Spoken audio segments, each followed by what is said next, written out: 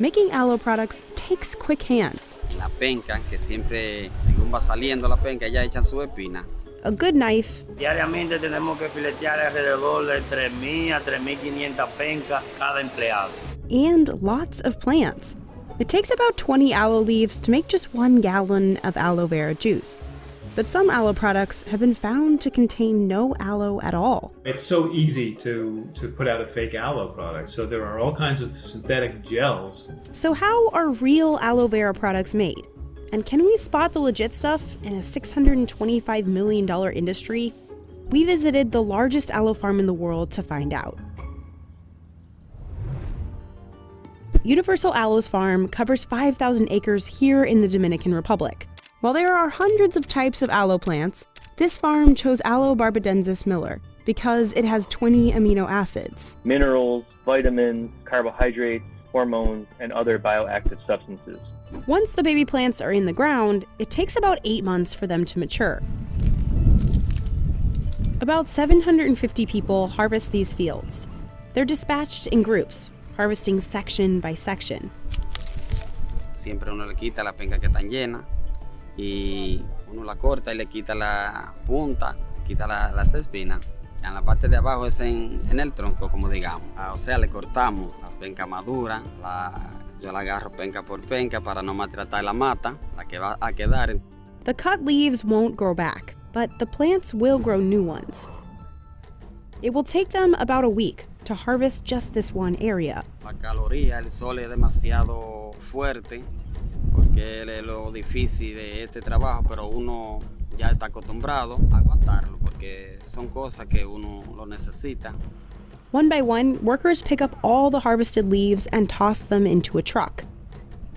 Those leaves head to a processing plant 2 miles up the road.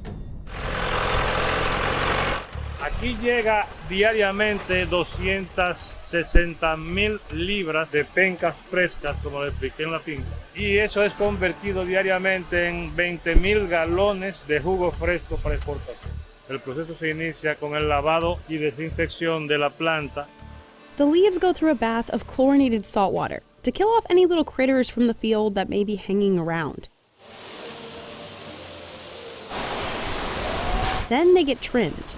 Se remueven junto con la cabeza y la cola para que la penca quede en situación de poder ser extraído el filete en el área de fileteado. Y luego se da un segundo lavado.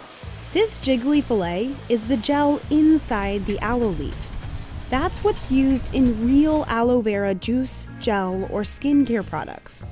Nosotros utilizamos la mano de obra humana para sacar el filete de la hoja de aloe vera.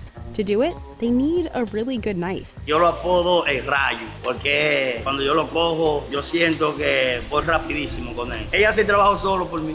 They might make it look easy, but filleting takes precision. También tiene que estar exactamente en el punto para poder sacar el cristal del aloe bien y perfecto. Mayormente hay mucha diferencia. Cuando viene la sábila grande se siente bien porque uno rinde más, pero cuando viene la sábila pequeña uno pasa mucho trabajo para filetearla y se siente como débil, se le va el deseo a uno de trabajar. And they have to move fast, filleting 3,500 leaves a day. Los fileteros más rápidos somos muchos y a veces nos ponemos a echar competencia para saber mayormente cuál es más rápido y somos muchos los más rápidos que hay. Many aloe companies use machines for filleting. El proceso de producción que llevamos a cabo aquí es muy artesanal. Alrededor del 80% de todo nuestro proceso es manual, porque hay mucho menos desperdicio y porque la planta nuestra, la hoja es muy irregular en su morfología.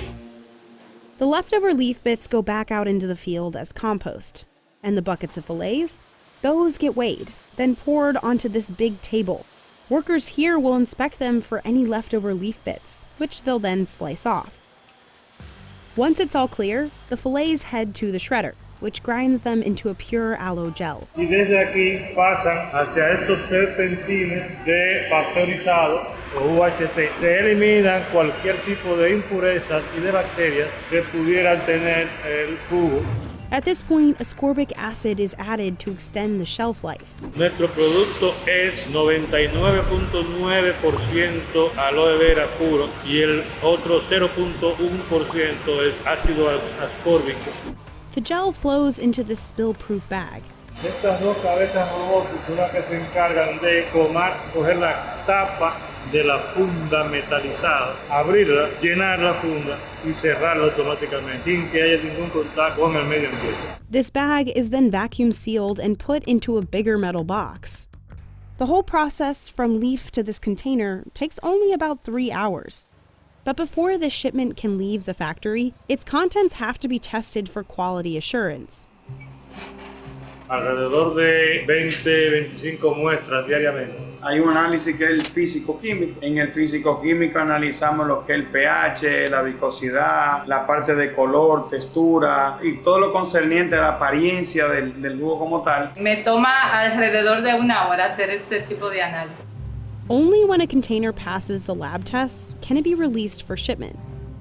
These ones are bound for Rotterdam, in the Netherlands. There, the gel will be pumped into bottles for Forever Living products. But not every bottle of aloe is made like this. In 2015, ConsumerLab.com tested 10 aloe products for ingredients. Half of them failed our tests. A 2016 Bloomberg investigation found that Walmart, CVS, and Target's aloe products contain no evidence of aloe at all. It's so easy to put out a fake aloe product. So there are all kinds of synthetic gels. Often you'll see the word like Carbomer is a synthetic gel. And if you see a clear gel, you have no idea if it's really aloe or Carbomer. Most aloe products aren't closely regulated by the FDA. That's because they're considered supplements or cosmetics, not drugs. So a product can say it contains aloe, but it could mean a range of things. It really does contain aloe fillet, or it's the whole leaf ground up, and not just that inner fillet. Or it's a synthetic gel, and there's actually no aloe, which won't hurt you, but doesn't have any of the supposed benefits of aloe. There's not a lot of regulation or oversight of aloe products. It's also hard to regulate because aloe grows naturally, all over the Americas. And its gel has been used for thousands of years to heal burns and reduce inflammation. The challenge is translating that history to our current rigorous medical examinations. Another problem is there isn't clear scientific proof of aloe's healing powers.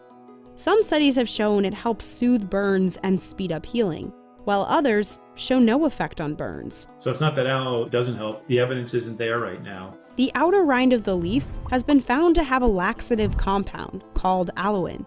One study found that it caused cancer in rats, while another found it helped with constipation.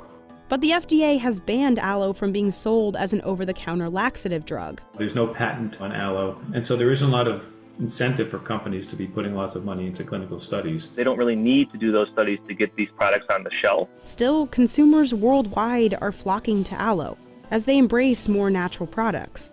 Universal Aloe saw a 30% increase in demand in 2020.